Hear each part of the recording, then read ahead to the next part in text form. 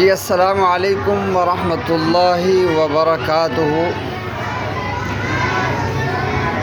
جب میں نے یہ ویڈیو بنائی کہ پاکستان میں جو مروجہ رٹا سسٹم ہے قرآن مجید حفظ کرانے کا، اس میں جو بچے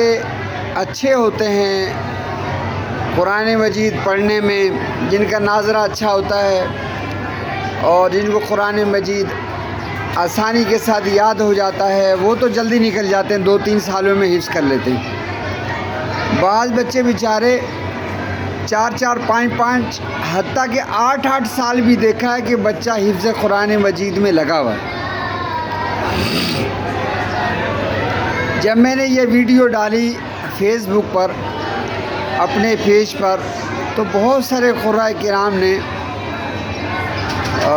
مذاق کیا، بہت باتیں کی، لیکن مجھے اس سے فرق نہیں پڑتا۔ جو میرا کام ہے وہ میں کروں گا، اور امید بھی یہ ہے، میں پوری امید بھی ہوں کہ اللہ کے فضل سے یہ آواز اللہ کے ہاں مقبول ہے، کہ جو کسی کی خیر خواہی چاہتا ہے اللہ تعالیٰ